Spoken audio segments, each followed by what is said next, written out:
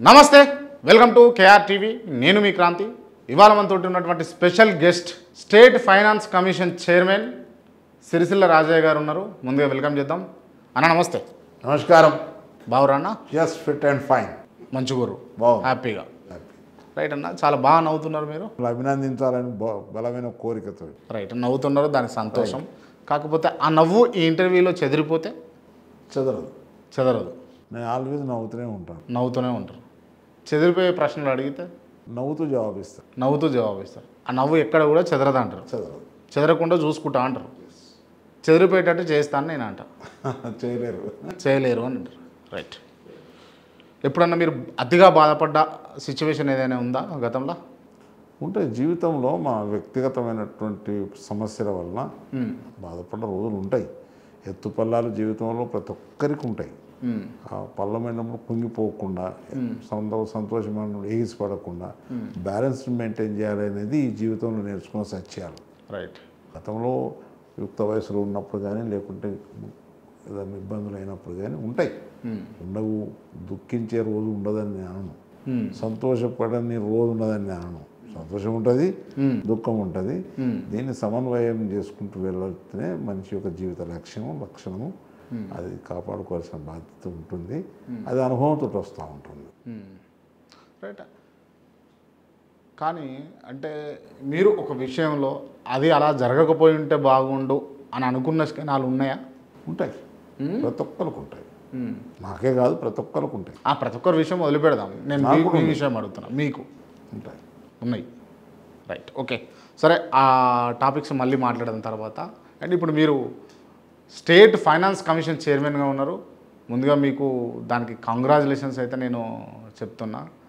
అంటే మీలాంటి వాళ్ళు ఉండాల్సినటువంటి ప్లేస్లోనే ఉన్నారు దాన్ని నిర్మోహమాటంగా ఒప్పుకోవచ్చు కానీ సిరిసిల్ల రాజు అనేటువంటి వ్యక్తి ఈ ర్యాంకుల వరకే పరిమితమా ఇంకా అధిక స్థాయికి పోలేడా అని అంటే అది భవిష్యత్తు నిర్ణయిస్తుంది ప్రజల అభిమానం ఉంటే రాజకీయాలల్లో ప్రజల అభిమానాన్ని చూరగొని పార్టీలకు అనుకూలంగా ఉంటే తప్పకుండా సాధించే అవకాశం ఉంటుంది కానీ ఏది ఇచ్చినా నేను ఇందాక కూడా చెప్పున్నాను ఏది ఇచ్చినా అది ఒక ఎలివేషనే అనుకోవాలి ప్రజా జీవితంలో అది ఎలివేషనే లక్షలాది మంది కార్యకర్తలు ఉంటారు అందులో కొందరికీ అవకాశాలు వస్తూ ఉంటాయి అవకాశాలు వచ్చిన వాళ్ళు కూడా పొంగిపోయి మాట్లాడుతూ ఉంటే అనేక సంవత్సరాల నుంచి 40-50 సంవత్సరాల నుంచి కూడా నిరంతరంగా శ్రమ చేస్తున్నటువంటి అనేక మంది మన వెనుక మిగిలిపోయి ఉన్నారు వాళ్ళకి ఏ అవకాశం రాలేదు వాళ్ళ ఆందోళన ఎంత ఉంటుంది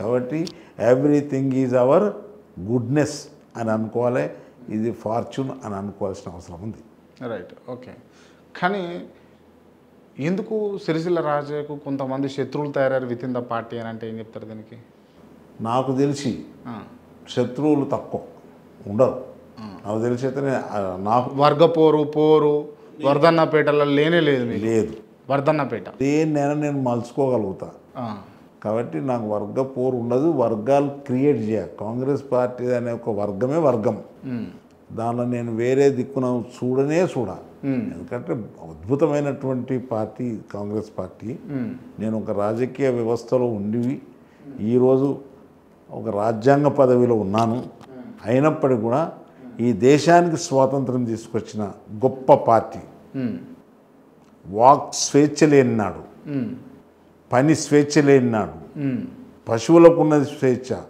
పక్షులకు ఉన్నది స్వేచ్ఛ మానవునికి స్వేచ్ఛ లేని బానిసత్వం ఉన్నటువంటి ఈ దేశానికి కోట్లాది మంది ప్రజానీకం ఉన్న ఈ దేశానికి అహింస సత్యాగ్రహం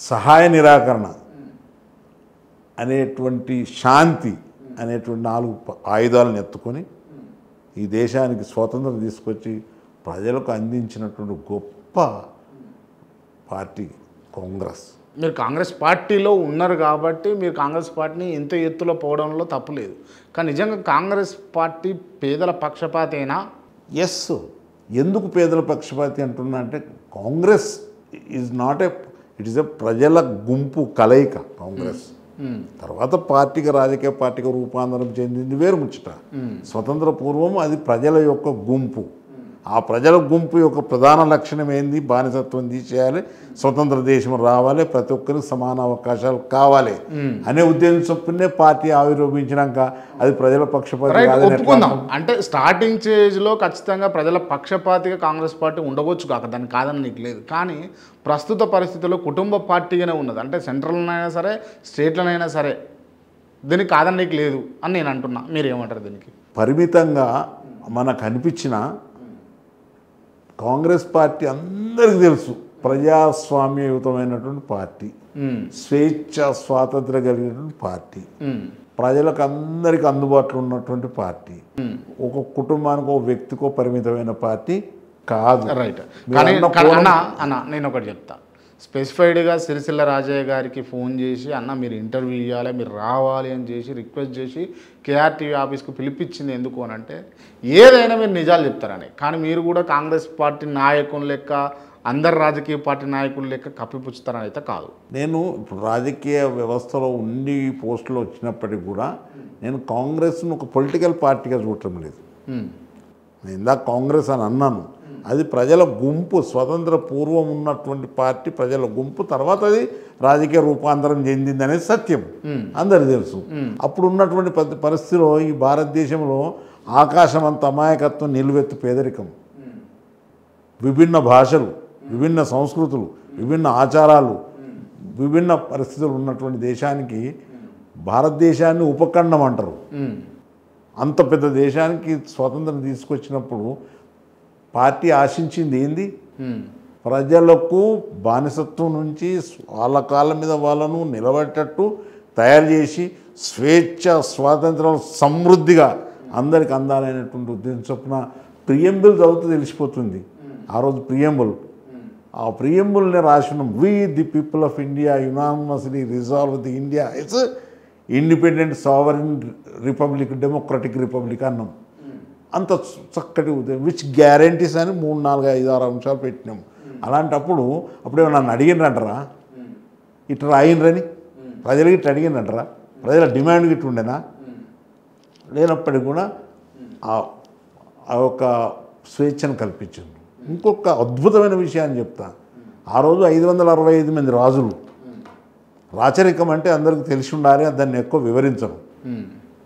రాజులను ఒప్పించి మెప్పించి వాళ్ళ అధికారాన్ని తీసుకొని, వాళ్ళ ఐశ్వర్యాన్ని తీసుకొని, వాళ్ళ ఉన్నత స్థితిని తీసుకొని ప్రజలకు అందించి వాళ్ళందరినీ రాజ్యాలు విలీనం చేసినటువంటి గొప్ప పార్టీ కాంగ్రెస్.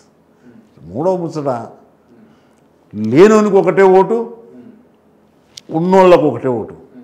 కానీ రాజుకు ఒకటే ఓటు, బానిసకు ఒకటే ఓటు ఇచ్చినటువంటి ఘనత. చదువుకున్నోనికి ఒకటే ఓటు, చదువు రానోనికి ఒకటే ఓటు ఇచ్చి ప్రజాస్వామ్యాన్ని ప్రజలకు చేర్చేటానికి ప్రయత్నం చేర్చేటువంటి దిశను ఆవిష్కరించింది అనేటువంటి పార్టీగా.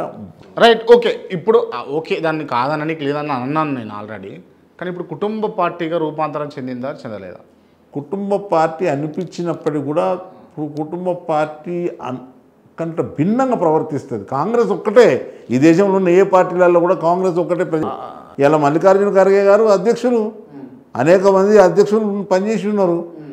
మీరు పూర్వ చరిత్ర తీసి చూస్తే ఒక పార్టీలో ఒక వ్యక్తి ఎక్కడ ఉన్నాడు, లేరు. అట్లా అనిపిస్తుంది. సరే ఓకే. స్టేట్లో చూసుకుంటే కుటుంబ పార్టీగా ఉందా లేదా రాజన్న గారు మీరు కరెక్ట్ చెప్పాలి. స్టేట్లో తెలంగాణ రాష్ట్రంలో కుటుంబాలు కాంగ్రెస్ పార్టీని శాసిస్తున్నాయి, ఏలుతున్నాయని నేను అంటున్నా. మీరు ఏమంటారు? లేదు లేదు లేదు రైట్. నేను ఒకటి చెప్తా. ఇప్పుడు గడ్డం వినోద్ గారు, వివేక్ గారు, వాళ్ళ కొడుకు, మళ్ళీ తర్వాత ఇప్పుడు స్పీకర్గా ఉన్నటువంటి వ్యక్తి, అండ్ కోమటిరెడ్డి వెంకటరెడ్డి, రాజగోపాల్ రెడ్డి, మళ్ళీ తర్వాత జానారెడ్డి ఇద్దరు కొడుకులు. ఇట్లా చెప్పుకుంటూ పోతే రేవంత్ రెడ్డి సోదరులు, ఇట్లా వీళ్ళందరూ కుటుంబాలు కావా ఇవన్నీ? రేవంత్ రెడ్డి సోదరులు ఏమన్నా ఉన్నారా? రేవంత్ రెడ్డి షాడో సీఎంలో అని అంటున్నారు కదా, షాడో సీఎం అంట. అట్లా ఏం లేదు, అట్లా భ్రమపడతారు అంతే, అలాంటిది ఏం లేదు. ఎవరైనా సరే రేవంత్ రెడ్డిది పక్కన పెడదాం. కోమటిరెడ్డి వెంకటరెడ్డిది ఏంది, గడ్డం ఫ్యామిలీస్ ఏంది? వ్యవసాయం చేసిన కొడుకు వ్యవసాయం చేస్తాడు, రాజకీయ నాయకుడు పనిచేసిన కొడుకు రాజకీయంలో చేస్తూ ఉంటాడు. తప్పులేదు, అనివార్యంగా తప్పు లేదు అంటలేను. వాళ్ళ ప్రతిభను బట్టి వాళ్ళ ఉనికిని బట్టి వాళ్ళ ఆలోచన విధానాన్ని బట్టి ప్రజలు కనుక ఆశీర్వదిస్తే వస్తారు బయటికి, రాజకీయాలకు వస్తారు. దాన్ని తప్పకుండా నామినేట్ చేసినాడు అది మీరు అట్లా ఆలోచించేయాలి. ఓకే, కానీ గతంలో బీఆర్ఎస్ అధికారంలో ఉన్నప్పుడు ఇది కుటుంబ పాలన, ఇది ఒక కుటుంబం వెళ్తుంది ఈ రాష్ట్రాన్ని అంతా కూడా, అటు కేటీఆర్, ఇటు కవిత, అటు హరీష్ రావు, ఇటు కేసీఆర్ అని అన్నది కాంగ్రెస్ పార్టీ నాయకులైనా కాదా? అది శాసించినప్పుడు వీళ్ళు శాసిస్తలేరు, వీళ్ళు వర్కర్గా పనిచేస్తున్నారు, వాళ్ళేమో శాసించారు. శాసించింది అవాస్తవమా? కాదు. నేనైతే అనుకుంటున్నాను నా మనసులో, నాకు మీ గురించి తెలుసు కాబట్టి మీరు అబద్ధాలు చెప్తలేరు అని అయితే అనుకుంటున్నా. మరి మీకు కూడా తెలియాలి, ఇప్పుడు శాసన జరుగుతుందా లేకపోతే పాలన జరుగుతుందా అని అన్నది మీరు చెప్పండి. కుటుంబ పాలన వేరు, కుటుంబంలో అందరు కలిసి పనిచేసి వేరు. ఇది ప్రజాపాలన, కుటుంబ పాలన. సరే, ఇది ప్రజాపాలన రైట్. ఈ ప్రజాపాలన అంటున్నారు కదా మీరు. మనం ప్రగతి భవన్కు ఆమడ దూరంలో ఉన్నాం. ప్రగతి భవన్లో కొద్ది కాలాల పాటు ప్రజావాణి అనే కార్యక్రమంతో తెరలేపారు. ముఖ్యమంత్రి గారు వచ్చారు, ఉప ముఖ్యమంత్రి గారు వచ్చారు, మంత్రులు వచ్చారు, అధికారులు వచ్చారు. ఇప్పుడు ఏమైపోయింది అని అంటే, నేను రాజకీయాల జోలికి ఎక్కువ పోకూడదు, మీరు నన్ను లాగే ప్రయత్నం చేస్తున్నారు, పర్వాలేదు. ఎందుకంటే మీకున్నటువంటి మీ ఆలోచన మీకు ఉంటుంది. వెనకటి రాజరిక వ్యవస్థలో కూడా ప్రజలను ఉద్దేశాలు తెలుసుకోవటానికి గూఢాచార వ్యవస్థ ఉండే, ప్రజలు ఏమనుకుంటున్నారో తెలుసుకోవడానికి రాజులు మారువేషంలో గ్రామాలలో తిరిగిన రోజులు కూడా మనం చరిత్రలో చదివి ఉన్నాం. పరిపాలన చేసేవాళ్ళు ఎవరైనా కానీ వాళ్ళ వీపు వాళ్ళకు కనపడాలంటే ప్రజలు ఏమనుకుంటున్నారు, ప్రజల ఇబ్బందులు ఏంది, ప్రజల యొక్క సమస్యలు ఏంటి, వాటిని ఏ రకంగా పరిష్కారం చేయాలి అనేటువంటి దాని కొరకు ప్రజాపాలనలో అంతర్భాగంగా ఈరోజు గ్రీవియన్స్ సెల్ లాగా పెట్టి ప్రగతి భవన్లో కానీ పెట్టి నడిపిస్తూ ఉన్నారు. విజ్ఞప్తులు తీసుకుంటారు, తీసుకోవాల్సిన అవసరం ఉంది.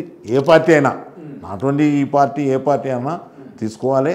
తీసుకుంటే అవే మనకు గైడ్ లైన్స్, అవే మనలో గైడింగ్ ప్రిన్సిపల్స్. అందులో ఉన్నటువంటి సమస్యలని క్రోడీకరించి వాటిలో ఉన్నటువంటి అంశాలను మనం ప్రణాళికలో రూపొందింపజేస్తే ప్రజల యొక్క బాధలు బయటపడతాయి, ప్రజల యొక్క బాధల నుంచి వాళ్ళు బయటపడతారు. Right, okay. సరే, ఈ పార్టీ వ్యవహారాలు మీరు పెద్దగా మాట్లాడొద్దు కాబట్టి నేను కాసేపు పక్కన పెడతాను. తెలంగాణ అంటే తెలంగాణ ప్రజలందరికీ కూడా తెలంగాణ అంటే ఒక ఎమోషన్. అట్లాంటి తెలంగాణను పోరాడి కొట్లాడి ఎన్నో బలిదానాలు చేసుకొని తెచ్చుకున్నారు. దాంట్లో మీ పాత్ర ఉన్నది.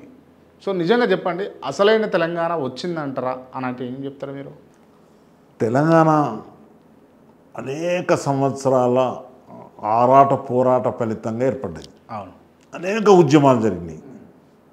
నేను విద్యార్థి దశలో ఉన్నప్పుడు మానకొండూరు అనే హై స్కూల్కు నేను కరీంనగర్ జిల్లాలో జనరల్ సెక్రటరీగా ఉండి తెలంగాణ ఉద్యమానికి నాయకత్వం వహించి, ఆ రోజు మల్లికార్జున అనేటువంటి నాయకుడు, విద్యార్థి నాయకుడు వరంగల్కి వస్తే జై తెలంగాణ అని బస్ ఎక్కి ఆ సమావేశంలో రక్తం బ్లేడుతో కోసి ఆయనకు బొట్టు పెట్టిన రోజులు ఉన్నాయి నాకు. అంటే బలమైన కోరిక మొదటినే ముద్రపడ్డది మా విద్యార్థి దశల్ని. దాని తర్వాత ఉద్యోగ జీవితంలో తెలంగాణ అగ్రికల్చర్ ఆఫీసర్ల సంఘం పెట్టినా దానికి నేను సభ్యునిగా ఉన్నా, మేనేజ్మెంట్ సభ్యునిగా ఉన్నా, కమిటీలో ఉన్నా. తర్వాత అదృష్టవశాత్తు నన్ను 2009లో ఎంపీగా గెలిపించారు. ఉద్యమంలో ఉన్న ఉద్యోగస్తునిగా వివక్షత చూసిన, విద్యార్థులు ఉద్యోగుల వివక్షత బాగా చూసింది. తెలంగాణలో జరుగుతున్న వివక్షత ఉద్యోగిగా చూసిన, విద్యార్థి దశలో చూసిన. తర్వాత నాకు అదృష్టవశాత్తు ఎంపీగా అయ్యటం మూలాన ఇది మంచి అవకాశం. నెంబర్ 1 నవ్ ఆర్ నెవర్ అని డిసిషన్ తీసుకున్నాం. దానికి తోడుగా సోనియా గాంధీ గారు అదివరకే తెలంగాణ ఇస్తామన్నటువంటి ప్రకటన చేసి ఉన్నారు. రెండవది, ప్రకటన చేసినటువంటి పార్టీ అధికారంలో ఉన్నది, అధికార పార్టీలో నేను సభ్యునిగా ఉన్నా. కాబట్టి ఇది నవ్ ఆర్ నెవర్ అని తీసుకొని 11 మంది ఎంపీలను 12 ఎంపీలను ఐక్యం చేసుకుంటూ ముందుకు నడిపించి తెలంగాణ ఉద్యమాన్ని శాంతియుతంగా బిల్లును ప్రవేశపెట్టేటట్టు చేసి బిల్లులు పాస్ చేయించేటట్టు చేసినటువంటి గొప్ప కార్యం మేము నిర్వహించాం. రైట్. కానీ ఇప్పుడు మీరు పార్లమెంట్ సెషన్కి వచ్చేసరికి అసలు పార్లమెంట్లో ఈ పెప్పర్ స్ప్రే ఘటన కావచ్చు, లేకపోతే బిల్ పాస్ అవ్వకుండా చేసింది, ఇదంతా ఎవరు తెచ్చిందేమో బీఆర్ఎస్ వాళ్ళు అని అంటారు, ఇచ్చిందేమో కాంగ్రెస్ వాళ్ళు అని అంటారు. అసలు ఇక్కడ తెచ్చింది ఎవరు, ఇచ్చింది ఎవరు? ఇస్తే వచ్చిందా తెలంగాణ, తెస్తే వచ్చిందా తెలంగాణ? మీరు 2010లో కనుక కొద్దిగా వెనకకు పోతే ఉప ఎన్నిక వరంగల్లో జరుగుతూ ఉన్నప్పుడు తెచ్చేది ఇచ్చేది కాంగ్రెస్ అన్న, అది నేనే కాయిన్ చేసిన. అది మొత్తం ఆ 4 సంవత్సరాలు టీవీలో తిరుగుతా పోయింది. పార్లమెంట్లో కూడా తెచ్చేది ఇచ్చేది కాంగ్రెస్ అన్న. ఇచ్చేయగలిగిన శక్తి ఎవరికి ఉన్నది? కాంగ్రెస్ పార్టీ. తెచ్చేయగలిగిన శక్తి ఎవరికి ఉన్నది? కాంగ్రెస్ పార్టీకి. మిగతా వాళ్ళు ఉద్యమానికి ఊపిరి పోయవచ్చు, ఉద్యమం నడిపించడానికి ప్రయత్నం చేయవచ్చు.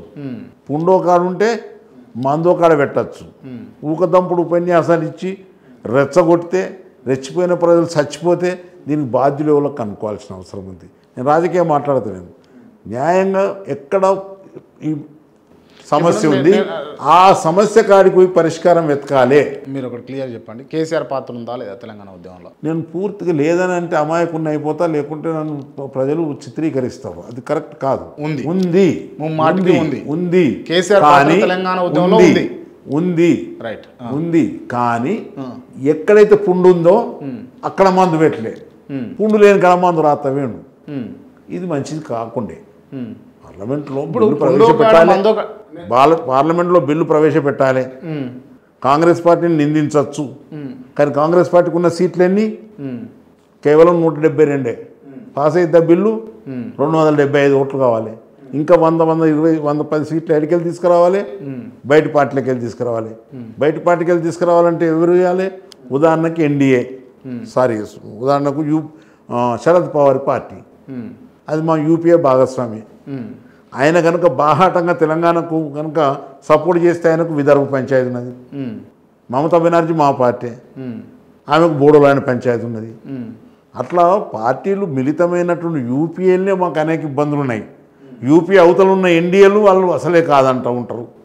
అలాంటప్పుడు వీళ్ళందరినీ శవాలను చూపించినము, ఉద్యమ ఊపిరి చూపించినము, ఉద్యమంలో జరుగుతున్న విద్యార్థుల ఆత్మ బలిదానాలు చూపించినము, కాళ్ళు మొక్కినము, కడపలో తలబెట్టినము, కన్నీళ్లు కార్చినము. వాళ్ళందరినీ ఒప్పించి మెప్పించి 275-300 ఓట్లు తీసుకొచ్చడానికి ప్రయత్నం చేసినాము. దానిలో మేము కృతకృత్యులమైనాము అనేటువంటి మాట ఈ సందర్భంగా తెలియజేస్తాము. అనేక ఉద్యమ రూపాలు పార్లమెంట్ లోపల, పార్లమెంట్ బయట. మామూలు ఉద్యమం కాదు. 545 ఉన్నటువంటి సభలో తెలంగాణలో ఉన్నటువంటి 12 మంది 11 మంది సభను 2.5 సంవత్సరాలు స్తంభింపజేసినాం. మా వాయిస్ వినిపించినాం. వినిపిస్తే వాళ్ళు మా మీద రియాక్ట్ అవుతారు. దేశం ముందా తెలంగాణ ముందా అని అంటారు. దేశంలో అనేక సమస్యలు ఉన్నాయి, వాటి చర్చించకుండా వీళ్ళు అడ్డుకుంటున్నారని అంటారు కదా. దాన్ని కూడా అధిగమించే ప్రయత్నం చేసినాం. ఏ రకంగా అంటే వాళ్ళు ఒప్పించినాం, మెప్పించినాం, ఉద్యమాన్ని చూపించినాం, అంతరాన్ని చూపించినాం, వైషమ్యాలను చూపించినాం. ఉద్యమం చేస్తున్నా నో డిస్క్రిమినేషన్ చూపించినాం. ఎలాంటి డిస్క్రిమినేషన్ జరిగింది, విలీనం ఎట్లా జరిగింది, ఆంధ్ర రాష్ట్రం వచ్చి తెలంగాణ రాష్ట్రంలో, హైదరాబాద్ రాష్ట్రంలో ఎట్లా విలీనం చేసిండ్రు, విలీనం చేసినాక అప్పుడు జరిగినటువంటి అగ్రిమెంట్స్ ఏంటి, అగ్రిమెంట్ అప్పుడు కొంతకాలం కలిసి ఉన్నంతసేపు కలిసి ఉండాలి, దాని తర్వాత విడిపోవచ్చు అన్నటువంటి పద్ధతులు చూపించినాం. ఆ రోజే విలీనం చేసినాడు, భాషా ప్రయుక్త రాష్ట్రాలతో విలీనం చేసినాడు ఉన్నటువంటి రిపోర్ట్లు చూపించినాం. దాని తర్వాత ఉద్యోగులకు, ఉపాధ్యాయులకు, విద్యార్థులకు జరుగుతున్నటువంటి వైషమ్యం చూపించినాం. దాని తర్వాత నీళ్లు, నిధులు, నియామకాలు జరుగుతున్నటువంటి భేదాలు చూపించినాం. ఏ రకమైనటువంటి ఆలోచన అంటే అనేక వివక్షతలు చూపించి ఒప్పించినాం. ఒప్పుకోవటానికి ఏదో ఉద్యమం చేస్తానంటే ఒప్పుకోడు కాదు. ఉద్యమం కారణమైనటువంటి మూలమైనటువంటి అంశాలు ఏంటియో ఆ అంశాలను కూడా చూపించి రైట్. ఇది ఓకే. కానీ 2014లో మరి కాంగ్రెస్ పార్టీకి ఓట్లు పడాలి కదా, ఎందుకు టీఆర్ఎస్ పార్టీకి పడ్డాయి అప్పుడున్న టీఆర్ఎస్ పార్టీకి అని అడిగితే? ఇది కొంత ప్రజలు ఉద్యమానికి కొంత మొగ్గు చూపిన వరం కనపడుతుంది. జనరల్గా ఉంటుంది. జనరల్గా అంటే యూపీఏ అప్పుడు కూడా, ఎన్డీఏ అప్పుడు కూడా వాళ్ళు 3 రాష్ట్రాలు ఇచ్చారు. 3 రాష్ట్రాలు గెలిచిందా చూసారా మీరు? ఒక రాష్ట్రంలో అలయన్స్ తోటి గెలిచిన 2 రాష్ట్రాలు పోయినాయి, ఇచ్చిన వాళ్ళు పోయింది. అప్పుడు కొంత ఉంటుంది. ప్రజలు అప్పటిదప్పుడు ఉన్నటువంటి క్షణికమైనటువంటి ఉద్రేకంతో దీవించకపోవచ్చు, కానీ మొన్న ఎట్లా దీవించారు? నా మీద నానవస్తే పుచ్చిబుర్రలైనని మళ్ళీ ప్రజలు తీర్పు ఇచ్చిండ్రు. ఈ తీర్పు కూడా ఎప్పటికీ ఏదైనా ఒక తీర్పు ఆ క్షణంలో జరుగుతున్నటువంటి విషయాల మీద ఉంటుంది కాబట్టి ఆ రకంగా కొంత మాకు జరిగిన మాట వాస్తవమే. అయినప్పటికీ కూడా నేను ఒకటే మాట అంటున్నా, తెలంగాణ రాష్ట్రము ఏర్పాటు కావటం పార్టీ కోసమా ప్రజల కోసమా? పార్టీ కోసమా ప్రజల కోసమా? ప్రజల కొరకు భౌతికంగా ఏర్పడ్డది. దానికి సామాజిక తెలంగాణ అంశాలను మనం జోడించవలసిన అవసరం ఉంది. ఇంకా అనేక ప్రయోగాలు జరగవలసిన అవసరం, ఇంకా అనేక ప్రయత్నాలు జరగవలసిన అవసరం ఉన్నది. ఏ ఆశయంతో అయితే తెలంగాణ రాష్ట్రం సాధించుకున్నామో ఆశయం సాధించే దిశన మన అడుగులు వేయవలసిన అవసరం ఉంది. దాని నిరంతరమైన ప్రక్రియ ఎవరిని మనం ఆ దిశన మనం వెళ్ళవలసిన అవసరం ఉంది అనేటువంటి మాట తెలియజేస్తాం. రైట్. వాట్ ఎవర్, తెలంగాణ వచ్చింది, తెలంగాణ ఉద్యమం జరిగింది, కాంగ్రెస్ పార్టీ సపోర్ట్ చేసింది, బాగుంది, తెలంగాణ వచ్చింది. కానీ అనుకున్న తెలంగాణ వచ్చిందా? ఒక తెలంగాణ లెక్క చెప్పరు మీరు. అనుకున్న తెలంగాణ రాజకీయంగా ఆలోచన చేస్తే వేరు కోణం చూపిస్తా, కానీ మనం ఏ ఆశయంతో అయితే తెలంగాణ సాధించుకున్నామో ఆశయం సిద్ధించిందా లేదా అనేది మన ప్రజలు తీర్పిచ్చిండ్రు, చెప్పిండ్రు. మనం ఏదొచ్చినా అనుకున్నాం అది జరగలేదని, అది జరిగించడానికి మనం ఇచ్చిన వాగ్దానాలు కానీ మనం ఇచ్చినటువంటి మాటలు కానీ, మనం తెలంగాణ ఉద్యమం అప్పుడు ఇప్పుడు కాదు, ఈ రాజకీయ వాగ్దానాలు కాదు, తెలంగాణ ఉద్యమం నిజాయితీ కలిగినటువంటి ఉద్యమం, మామూలు ఉద్యమం కాదు. సబ్బండ వర్ణాలు నా భూతో నా భవిష్యత్తు ప్రపంచములో అతి గొప్ప ఉద్యమం ఏదైనా ఉన్నదంటే తెలంగాణ ఉద్యమం. శాంతియుతంగా జరిగింది, అహింసతో జరిగింది, ప్రతి ఒక్కరూ భాగస్వాములైనారు. యాదవుల కానుంచి మొదలు పెడితే, సాకలోళ్ళ కానుంచి మొదలు పెడితే, గౌన్లోళ్ళ కానుంచి మొదలు పెడితే, మాదిగ మాలల కానుంచి మొదలు పెడితే అన్ని వర్గాలు అంటే సబ్బండ వర్గాలు, సబ్బండ వర్ణాలు ఇందులో మిళితమైపోయినాయి. అవును. గతంలో తొలి దశ ఉద్యమంలో విద్యార్థులు ఉద్యోగస్తులే పాపం, అవును, రాజకీయ కోణం లేకుండే. కానీ ప్రజలు మొన్న ఏకమొత్తంగా వచ్చినటువంటి ఉద్యమం, ఈ ఉద్యమంలో నేను కూడా మధ్య మధ్యలో భయపడ్డా, ఎక్కడన్నా హింసలు లేగి ఏమైనా ఇబ్బంది అయ్యి ఉన్న తెలంగాణను ఉద్యమాన్ని నీరుగారుస్తారో ఏమని భయమైంది. కానీ ప్రజలు శాంతియుతంగా, ఏది గాంధీ చెప్పిన అహింస, గాంధీ చెప్పిన శాంతి, గాంధీ చెప్పిన సత్యాగ్రహం, గాంధీ చెప్పినటువంటి సహాయ నిరాకరణలో అనేక రూపాలు చూపించిన సహాయ నిరాకరణలో కూడా తెలంగాణ రాష్ట్రం బోర్డులే పెట్టుకున్నారు, ఎక్కడ పడితే అక్కడ. బస్సులకు కూడా టీజీ బస్సులు అని రాసి పారేసిండ్రు. అలాంటి ఉద్యమం జరిగిన గొప్ప ఉద్యమం తెలంగాణ ఉద్యమం. ఆ ఉద్యమాన్ని మనం ప్రజలకు అంకితం చేయాల్సిన అవసరం ఉంది. దానికోసం బలిదానం చేసిన పిల్లలకు అంకితం చేయాల్సిన అవసరం ఉంది. వాళ్ళ కళ్ళు, వాళ్ళ కన్నీళ్ళు, వాళ్ళకున్న కుటుంబాల యొక్క బాధలు, వాళ్ళ ఆత్మత్యాగాలు నిత్యం ప్రభుత్వానికి కనబడాల్సిన అవసరం ఉంది. సరే, ఇప్పుడు ప్రతి ఒక్కరు అంటారు నేనే చేసిన అస్సలు వాళ్ళు మనల్ని అందరినీ ఉత్సాహపరిచింది.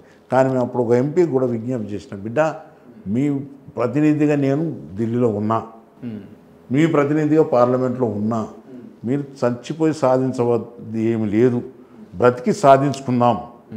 సాధించలేకపోతే మేమే చెప్తాం, బిడ్డ మేము సాధించలేకపోతున్నాం, మీతో మిళితమవుతామని చెప్తాం, మీతో బయటకు వచ్చేస్తామని చెప్తాం. కానీ మీరు ఆత్మత్యాగం చేసుకోవద్దు, ఆత్మహత్య చేసుకోవద్దని అనేక సందర్భాలు నేను కేక వేసిన రోజులు ఉన్నాయి. మీరు టీవీలో వెనక పోయి చూసుకోవచ్చు. Right, okay. కానీ మీరే అంటారు అంటే రాజకీయంగా ఒక రకంగా చెప్తా, ఇట్లా ఒక రకంగా చెప్తానని. అసలు నిజంగా అనుకున్న తెలంగాణ వచ్చిందా లేదా అంటే ఒక్క మాటలు చెప్పండి మీరు. ఇంకా రావాల్సిన అవసరం ఉంది. అంటే రాలేదు, ఇంకా రాలేదన్న కొన్ని అడుగులు పడుతున్నాయి. ఈ 10 నెలల్లో పడ్డాయా అడుగులు, లేకపోతే ఈ 16 నెలల్లో పడ్డాయా? మార్పు కనబడుతుంది కదా. మార్పు అంటే బీఆర్ఎస్ పార్టీ పోయి కాంగ్రెస్ పార్టీ వచ్చింది. మార్పు ఆ రాజకీయ మార్పులు కాదు, నిధులు, నియామకాలు, నీళ్లు, సామాజికంలో ఉన్నటువంటి చిన్న వర్గాలను తీసుకురావటం, ఇవన్నీ నేను అది చెప్తే వర్గీకరణ అనుకో, నువ్వు చెప్తానమన్నా నీకు అనుకూలమైందని బీసీ గణన 40 నేనెంతో నాకంత అనే దానికి ఇవాళ దేశంలో మొట్టమొదటిసారిగా దానికి సంకేతం ఇచ్చినాం. మనమే ఆదర్శంగా ఉన్నాం. బీసీ గణన చేసినాం, వర్గీకరణ చేసినాం, ఇంకా ముందు కాలంలో అనేకం చేసేట్టున్నాయి. అది ఇట్లా చెప్పుకుంటూ పోతే మళ్ళీ కాంగ్రెస్కి అనుకూలమని చెప్తారు. కాదు, ఇది నేను రాజ్యాంగ స్ఫూర్తికి అనుకూలంగా చెప్తున్నా. దయచేసి మీడియా మిత్రులు ఎవరు తప్పట్టుకోవద్దు. రాజ్యాంగ స్ఫూర్తి ఎంతో నాకెంతో మనమెంతో మనకంత, నేనెంతో నాకంత ప్రపోర్షనేట్ ప్రాతినిధ్యం జరగాలే ప్రజాస్వామ్య ప్రక్రియలో. ప్రజాస్వామ్య ప్రక్రియ ఒక మాట చెప్తాను, స్వతంత్ర దేశంలో ప్రజాస్వామ్యంలో ప్రజలు అధిక సంఖ్యలో చురుకుగా పాల్గొన్నప్పుడే ప్రజాస్వామ్య ఫలాలు సామాన్య మానవులకు చేరుతాయి. ఇది సూత్రం. ఈ సూత్రంలో అందరినీ ప్రజాస్వామ్య ప్రక్రియలో భాగస్వాములు చేసే నేపథ్యం ఎవరెవరు చేసినారు, ఎప్పుడెప్పుడు చేసినారు, ఎందుకు చేసినారు, 73 రాజ్యాంగ సవరణ ఏంది, 74 రాజ్యాంగ సవరణ ఏంది, మహిళల ప్రాతినిధ్యం ఏంది, మహిళలు సగశాతం ఉన్న మహిళలను ఎడికి తీసుకొచ్చినామా లేదా, డాక్రా గ్రూపులు పెట్టినామా లేదా, వాళ్ళు చైతన్యం తీసుకొచ్చినామా లేదా, ఆర్థిక అభివృద్ధి తీసుకొచ్చినామా లేదా, ఆర్థిక పుష్టి కల్పిస్తున్నామా లేదా. పేపర్ ఒక ఎగ్జామ్కి 2 పేపర్లు ఉంటాయి బిడ్డ. ఒక పేపర్ మగవాళ్ళది అనుకుందాం, రెండో పేపర్ ఆడవాళ్ళది అనుకుందాం. మగవాళ్ళ పేపర్లో 90 మార్కులు వచ్చి ఆడవాళ్ళ పేపర్లో 0 మార్కులు వస్తే ర్యాంక్ వస్తుందా? నువ్వు యువకుని ఇప్పుడు రాదు. అట్లే సమాజంలో సగం ఆడవాళ్ళు ఉన్నారు, సగం మగవాళ్ళు ఉన్నారు. వాళ్ళ పేపర్లో కూడా 100 మార్కులు, 80 మార్కులు, 50 మార్కులు వచ్చినట్టు చేస్తున్నామా? చేస్తామేమా? ఒకసారి ఆత్మ కోసుకొని చూసుకోండి, హృదయం పరిశీలన చేసుకొని చూసుకోండి. ఏవేవి చేసినాం, ఎన్నడెన్నడు చేసినాం, రాజ్యాంగంలో ఏమేమి హక్కులు పొందుపరిచినాం. హక్కులు దానం కాదు, హక్కులు ఇవ్వబడాలి. దాన్ని వాళ్ళు పుచ్చుకోగలగాలి. పుచ్చుకుంటట్టు మళ్ళీ చైతన్యం చేయవలసిన అవసరం ఉంది. Right, okay. ఇప్పుడు 33% మహిళా రిజర్వేషన్ బిల్లు అనేది ఇది కాంగ్రెస్ పార్టీ కొత్తదా లేకపోతే బీజేపీ కొత్తదా? గతంలో 73, 74 రాజ్యాంగ సవరణ జ్ఞాపకం ఉందో లేదు మీకు? స్థానిక స్వయం పరిపాలన సంస్థల్లో అంటే జిల్లా పరిషత్, మున్సిపాలిటీలలో 33% రిజర్వేషన్ పెట్టి 73 రాజ్యాంగ సవరణ తెచ్చిరా లేదా? అది 33కు 50 రావాల్సిన అవసరం ఉంది. అలాంటి పరిస్థితుల్లో ఒక అడుగు పడతా ఉంది. అన్ని అడుగులు ఒక్కటే రోజు పడాయి. Every line starts with a dot అన్నాడు. ఆ డాట్ నడిచిందా లేదా అనేది ఆలోచన చేయాలి. దాని తర్వాత మళ్ళీ వాటికి రీఫైన్ అవుతూ ఉంటాయి. ఇంకా కొంచెం అనుకూలమైన పరిస్థితులు, ఇంకొంచెం పరిణామం పెంచే పరిస్థితులు అవుతాయి. మొట్టమొదట ఆ అడుగు పడ్డదంటే ఆ అడుగు దిశన ప్రజాస్వామ్య ప్రజలను మనం మలుస్తున్నాము. ఆ అడుగు ఇంకా ముందు కాలంలో అది వేగవంతమైంది. 10 ఏళ్ళ కేసీఆర్ పరిపాలన బాగుందా లేకపోతే ఇప్పుడు కాంగ్రెస్ పరిపాలన బాగుందా అని అంటే మీరు ఫైనాన్స్ కమిషన్ చైర్మన్గా ఏం చెప్తారో చెప్పారు ఈసారి. ఇది రాజకీయపరమైనటువంటి ప్రశ్న. ప్రజలు ఏమంటున్నారో మీరు సర్వే చేసుకోండి. ప్రజలు కేసీఆరే బాగుంది అని అంటారు. అంటే మొన్న గెలుస్తారు కదా, అట్లా కాదు. అట్లా పొరపాటు పడి ఓటేస్తాం. ఇప్పుడు అది కేసీఆర్ ఉంటే బాగుండు అని అనుకుంటారు అని అంటున్నట్టుగా వింటున్నాం. అది రాజకీయపరమైనటువంటి ప్రశ్న, అది సరి అనేది కాదు. నేను ఒక్కటే అంటున్నాను, ప్రజలకు మేలు చేసేటువంటి ఇష్యూస్ను అటెండ్ చేసినప్పుడే లెక్క. హైడ్రా అనేది సామాన్య ప్రజలకే ఇబ్బంది కలిగించింది. మూసి నిర్వాసితులు ఎవరైతే ఉన్నారో వాళ్ళను కలిగించింది కూడా సామాన్య ప్రజలకే. అండ్ ఇట్లా చెప్పుకుంటూ పోతే చాలా అంశాల వల్ల పేద ప్రజలు, మధ్యతరగతి ప్రజలు, లేకపోతే నిమ్న స్థాయి వర్గాలే ఇబ్బంది పడ్డారు ఈ ప్రభుత్వం తీసుకున్నటువంటి నిర్ణయాల వల్ల. దీనికి కాదంటారా అవును అంటారా మీరు? హైడ్రా ఒక శాస్త్రీయమైనటువంటి ఆలోచనతో ముందుకు, ఆలోచన ఓకే, ఆలోచన కాదనడానికి లేదు, కానీ ఇంప్లిమెంటేషన్ ఆలోచనతో పోతున్నారు. అది నేను రాజకీయంగా జవాబు చెప్పదలుచుకుంటే బ్రహ్మాండంగా జవాబు చెప్తా. కానీ వాళ్ళను ఎక్కడైతే మురికి కూపంలో ఏ సౌకర్యాలు లేకుండా ఉంటుండ్రు ఒకటి, ఈ పరివాహక ప్రాంతంలో వచ్చేటువంటి నీళ్లను అడ్డుకోవటం మూలాన ఫ్లడ్స్ వచ్చి అనేక కాలనీస్ జలమయమై అనేక పట్టణం అంతా జలమయమయ్యే పరిస్థితి ఉంది. కాబట్టి ఆ వాటర్ను ఆ రకంగా పోనిచ్చే క్రమం 2, దానికి ట్రీట్మెంట్ చేస్తూ ఉన్నారు. ఈ మురికి వాసన గతంలో హుస్సేన్ సాగర్ అనేది మంచినీటి వాగు, అది హైదరాబాద్కు మంచినీళ్ళు అందించిన వాగు. ఇప్పుడు డ్రైనేజ్ కూపమైంది. దాన్ని పరిశుభ్రపరిచి దాన్ని మంచినీటి వాగులాగా చేయటంలో కొంత ఇబ్బంది జరుగుతున్నమాట వాస్తవం. వాళ్ళకు పునరావాసం ఏర్పాటు చేయడానికి అనేక కార్యక్రమాలు చేపట్టుతూ ఉన్నారు అని నేను నమ్ముతున్నా. ఎందుకంటే అది రాజకీయంగా నీది రైటా నాది రైటా అంటే ఎవరి దాలే రైట్ అంటున్నారు. కానీ అది ఓవరాల్గా ఒక శాస్త్రీయమైన కోణము అందుట్లో ఉందా లేదా, ఆ కోణంలో తప్పు జరుగుతాయి. ఒకడు అంటాడు తెలంగాణ తెచ్చేదే కాకుండే ఆంధ్రలో ఉంటే మంచుకుండే అని అంటాడు. రైట్? అది కలిసే ఉంటే మంచుకుండే, తెలంగాణ అనవసరం తెచ్చుకున్నారు, ఈ ఎంపీలు అంతా మమ్మల్ని మోసం చేసినారు అని చెప్తారు. అది కరెక్ట్ కాదు.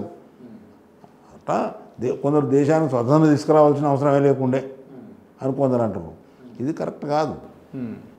శాస్త్రీయమైన రూపం ఉందా లేదా, శాస్త్రీయమైన ఆలోచన ఉందా లేదా అనే లెక్క. దాన్ని ఇంకేం మెరుగుపరచాలి సార్ అలియచ్చు సర్కారుకు గిజ్ చేస్తే మంచిగా అవుతుంది అని చెప్పచ్చు. చెప్పండి. Finding fault with others is very easy in the universe అన్నాడు. ప్రపంచంలో అతి సున్నితమైన పని ఏందిరా అంటే to find fault with others అట. ఇతరులంతా పోటు. సామెత మంచిగా చెప్తున్నారు మీరు. సామెత అంటే ఇట్స్ నాట్ కైండ్ బై మీ.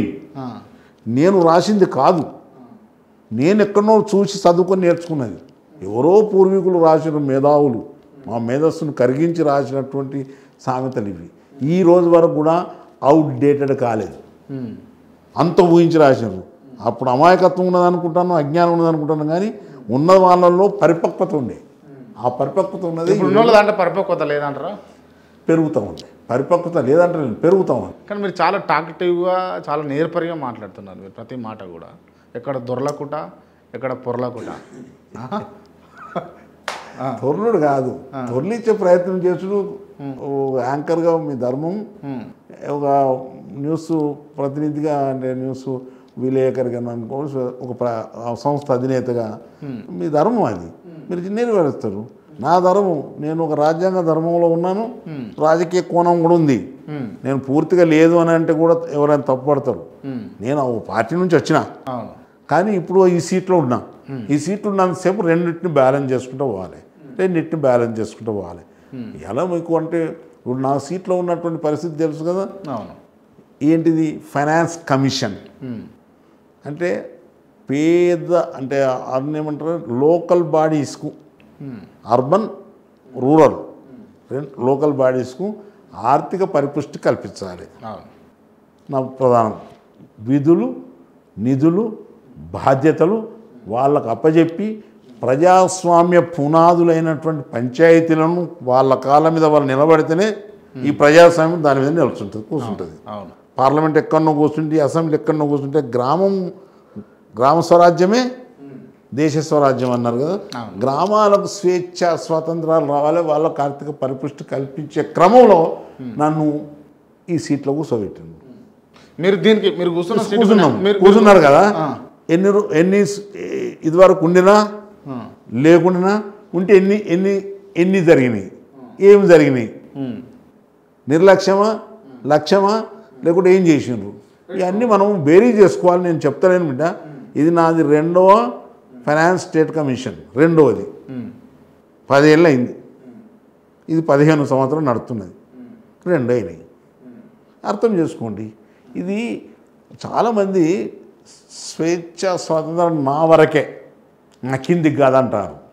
ఇది మంచిది కాదు. ప్రజాస్వామ్యంలో అందరికి రావాలి, నీకు రావాలి, అందరూ నువ్వు ఉండాలి.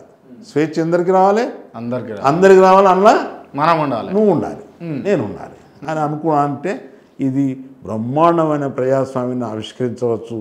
భారతదేశ ప్రజాస్వామ్య వ్యవస్థ ప్రపంచంలోకెల్లా అత్యున్నతమైనటువంటి వ్యవస్థ. మామూలు ప్రజాస్వామ్యం కాదు. అది చెప్తే చాలామందికి ఇది చెప్తాడా, ఇది మాకు తెలియదా అనుకుంటారు. ఇందాక కూడా చెప్పిన, రాజుల కాలంలో బానిస కోట ఇచ్చినప్పుడు ఎంత రెసిస్టెన్స్ వచ్చి ఉంటుంది ఈ దేశంలో, ఎంత వ్యతిరేకత వచ్చి ఉంటుంది ఈ దేశంలో. ఈరోజు 20% ఆర్థిక వ్యవస్థ అంతా 20 మంది దగ్గర ఉన్నది అంటారు. అందరూ ఒప్పుకుంటారు. 20 మంది గుంజుకొని పంచుతామే చూద్దాం, ఆచరణ సాధ్యమా? అప్పుడు ప్రజాస్వామ్యం లేదు, రాజులు ఉన్నారు, ఆచరణ సాధ్యమైంది. ఇది ప్రజాస్వామ్యం, నువ్వెంతో నాకంతా, ఆర్థిక వ్యవస్థ కూడా అందరిదే, ఈ దేశం అందరిదే. పంచుదాం. అంటే ఇలా సాధ్యమైతే కాదు. దాన్ని సాధ్యపరిచిన గొప్ప వ్యవస్థ మన దేశంలో జరిగింది అని అంటే అద్భుతమైన రాజ్యాంగం బాబు. అది మామూలు రాజ్యాంగం కాదు. చాలామంది నేల మీద వండుకుంటే సోఫాలో వండుకున్నోనికి అనిపిస్తే సోఫా కూడా ఉతకపోతుంది అనిపిస్తుంది. నేల మీద వండుకొని చూసినాక తర్వాత సోఫా మీదకి పోతే యూ విల్ ఫీల్ రిలీఫ్. బానిసత్వం గురించి తెలియదు, ఊహకు కూడా అంతలేదు కాబట్టి, స్వేచ్ఛ లేని రోజులు నీకు కనబడతలేవు కాబట్టి ఇంకా స్వేచ్ఛ లేదు, ఇంకా అణిచివేత లేదు అట్లా అనిపిస్తుంది. కానీ అప్పుడు అణిచివేత మామూలు అణిచివేతనా, ఇప్పుడు ఉన్నది బెటరే అంటారు. చాలా బెటరు, మామూలు బెటర్ కాదు, ఇంకా బెటర్ కావాల్సిన అవసరం ఉంది, చాలా బెటరు. అప్పుడు చీపురు కట్టి ముంత పెట్టి వీని మచ్చ అడుగులు పడితే మచ్చ అయిపోతుంది ఈ దేశం అని ముంత పెట్టి ఉంచితే మలినమైపోతుంది అని ముంత పెట్టి నేకొక్కరికి కాదు అనేక మంది ప్రజలకు కూడా ఈ రోజు కూడా చాలా మంది పాలికాపు కాపు అని 2 వర్గాలు ఉన్నాయి. బుడగోసి పెట్టుకుంటేనే వాడు పాలేరుడు, బుడగోసి వన్ యూనిఫామ్ అని మొన్నటి దాకా నడుస్తూ ఉన్నటువంటి పరిస్థితులు. అలాంటి పరిస్థితుల నుంచి ఇలా మీరేమన్నా చైల్డ్హుడ్లో ఇబ్బంది ఫేస్ చేసిరా? ఇబ్బంది ఉంటుంది, అది ఉండదు అని అంటే నేనైతే ఎవరిని నమ్మా ఏం లేదు. ఇప్పుడు ఉందా లేదా? ఇప్పుడు కూడా ఉంటుంది. ఎట్లా ఉంటుంది అంటే చాలామందికి ఇది లేదు అనుకుంటారు కానీ లెఫ్ట్ రైటా, రైట్ లెఫ్టా? లెఫ్ట్ రైట్ మనం నడిచేటప్పుడు లెఫ్ట్ లెఫ్ట్ కాళ్ళు ముందు నడిపించినాం కదా. పనికి పోయేటప్పుడు ఏ కాలు? లెఫ్ట్. ఇళ్ళల్లో పోయేటప్పుడు ఏ కాలు? రైట్. భావదారిద్ర్యం దీన్ని. బిడ్డను కొడుకును సమానం చూసినావా? లేదు. ఇద్దరు ఆడోళ్ళు కోడలు బిడ్డ సమానం చూసినావా? లేదు. భావదారిద్ర్యం. ఇద్దరు ఆడోళ్ళను సమానం చూడవు, కొడుకు బిడ్డను సమానం చూడవు, నీ సొంత కాలం సమానంగా చూడని భావదారిద్ర్యం ఉన్న ఈ దేశంలో ఇక సమాజం నిర్మాణం జరిగింది అని అంటే నేను నమ్మను. జరిగే ప్రయత్నం జరుగుతూ ఉంది, అనేక మార్పులు వచ్చినాయి, ప్రశ్నించే హక్కు పెరిగింది, ప్రశ్నిస్తూ ఉన్నారు, వాళ్ళ హక్కుల కోసం పోరాటాలు జరుగుతూ ఉన్నాయి, ఆ పోరాటాలకు ప్రభుత్వాలు స్పందిస్తూ ఉన్నాయి, మెరుగైతే పోతూ ఉన్నది.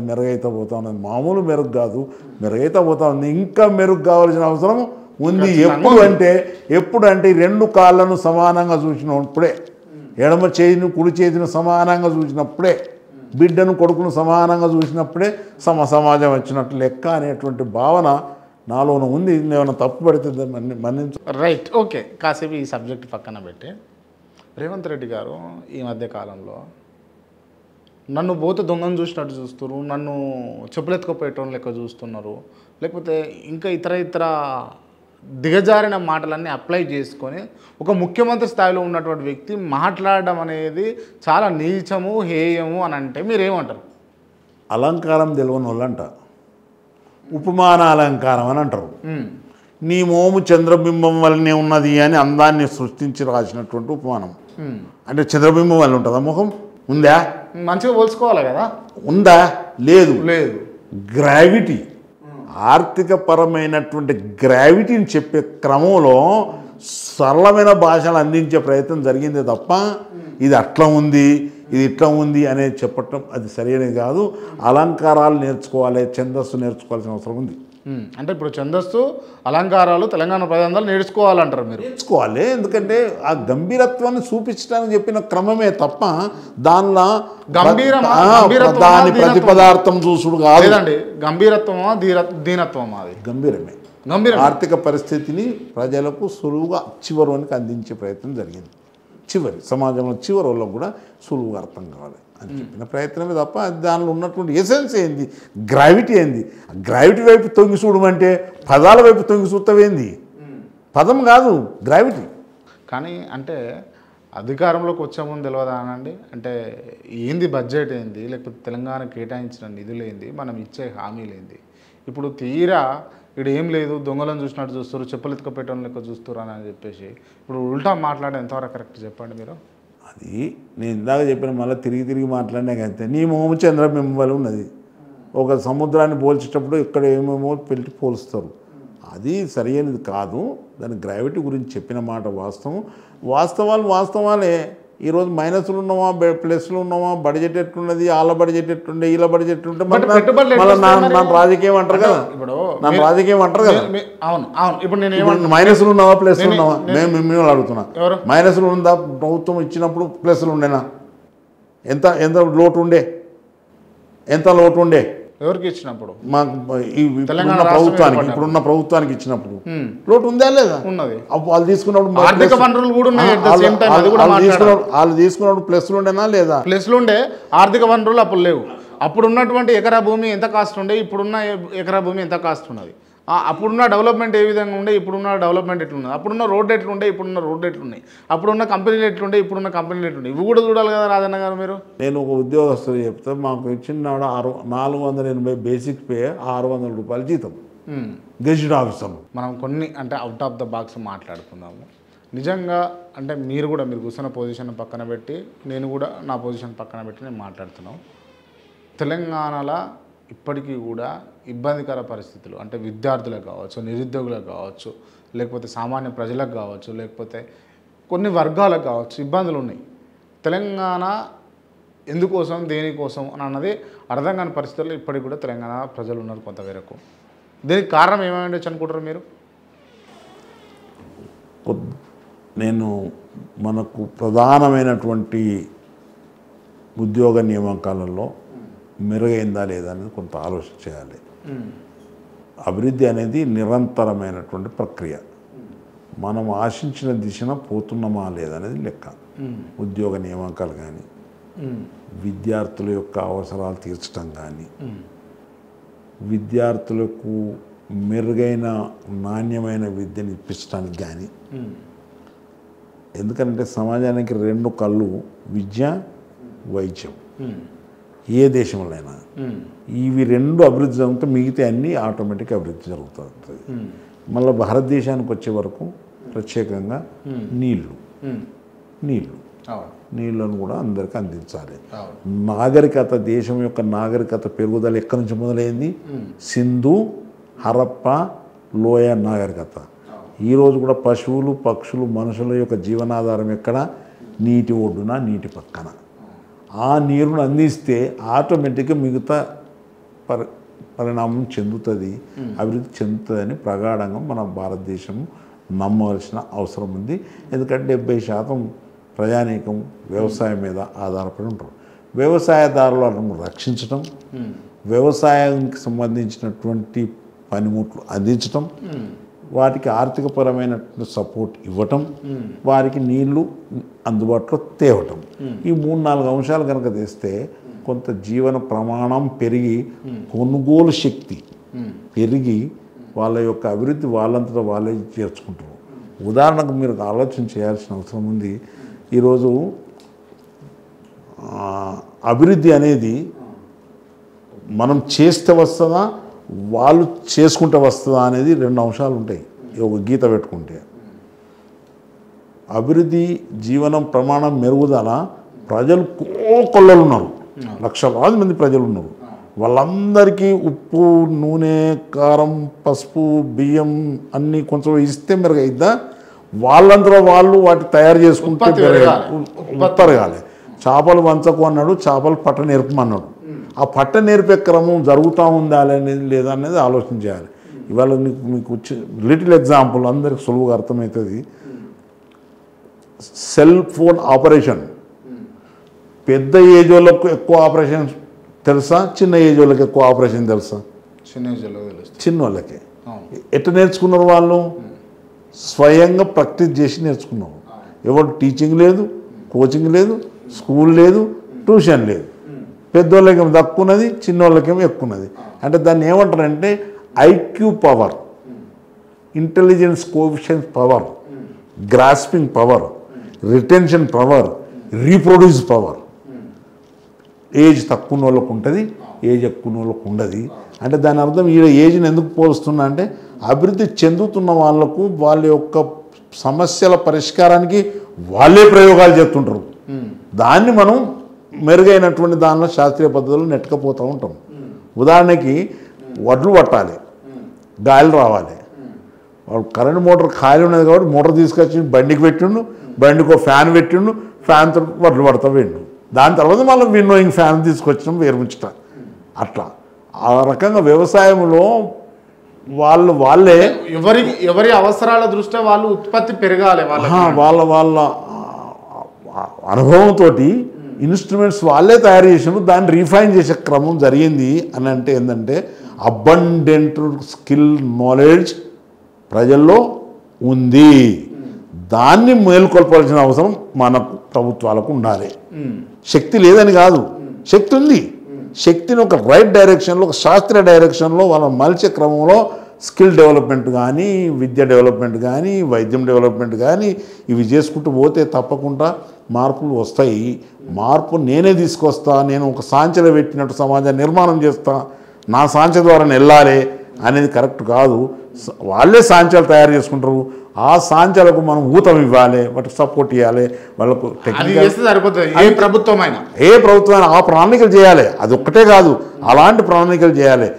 ఈ దేశంలో ఉన్నటువంటి శక్తియుక్తులను, సామర్థ్యాలను, వ్యక్తుల మధ్యలో ఉన్న సామర్థ్యాలను ఒకటి పెంచాలి. దాన్నే హ్యూమన్ రిసోర్స్ డెవలప్మెంట్ అంటారు.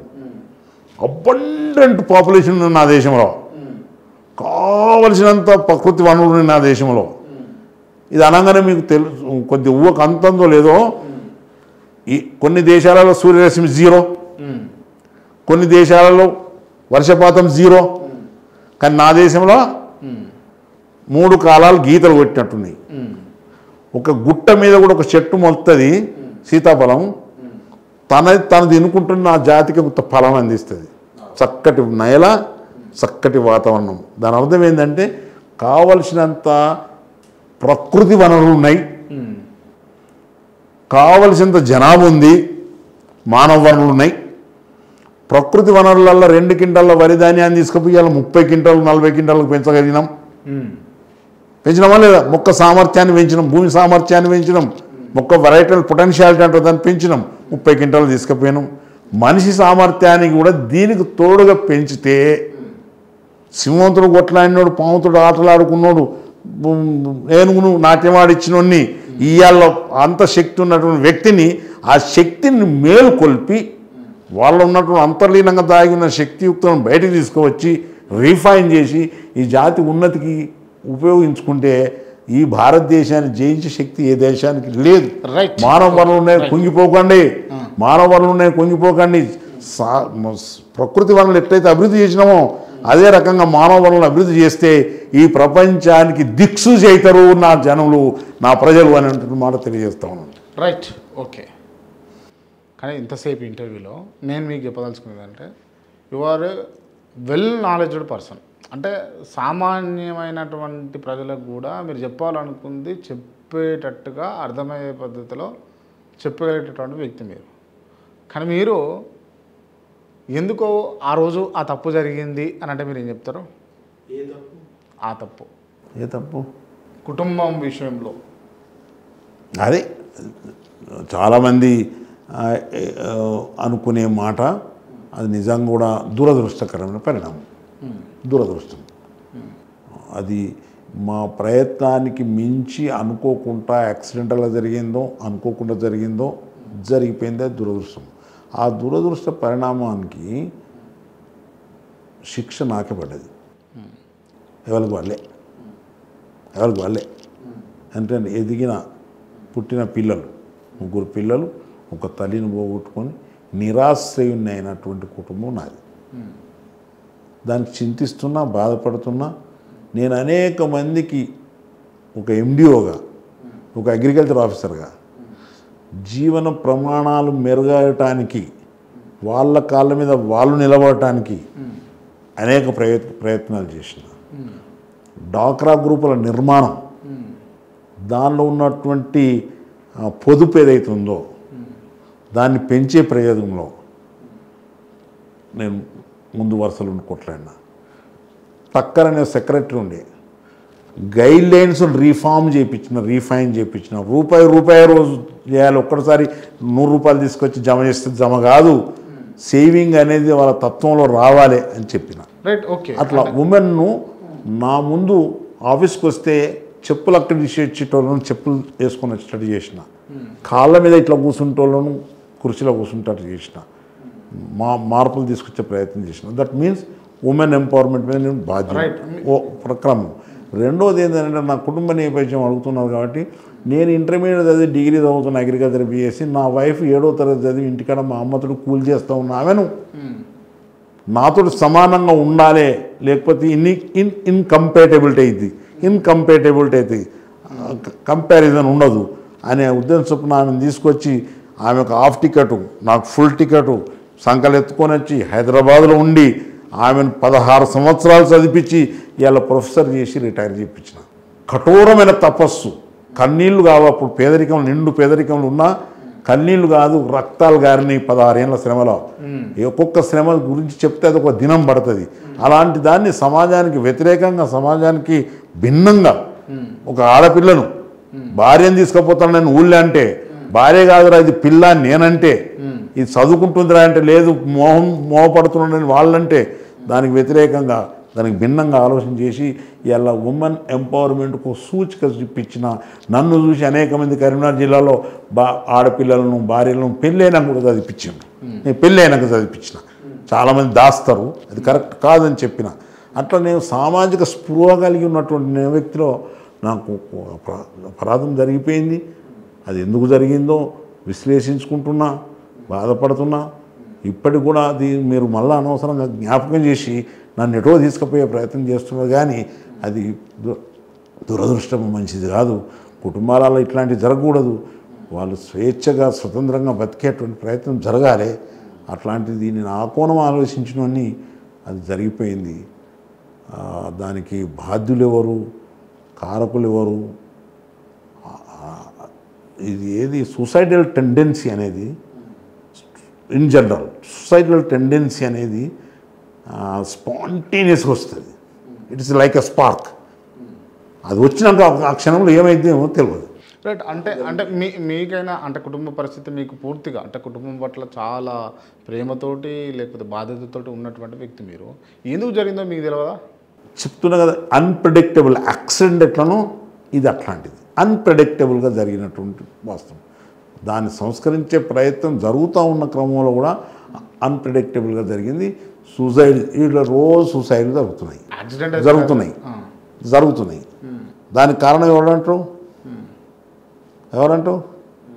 అలాంటి టెండెన్సీ రాకూడదు. నేను ఒకటే చెప్తా ఉన్నాను. ఆ రోజు నేను ఉద్యమ కాలంలో కూడా చెప్పిన, సాధించలేము, బ్రతికి సాధించుకుందాం.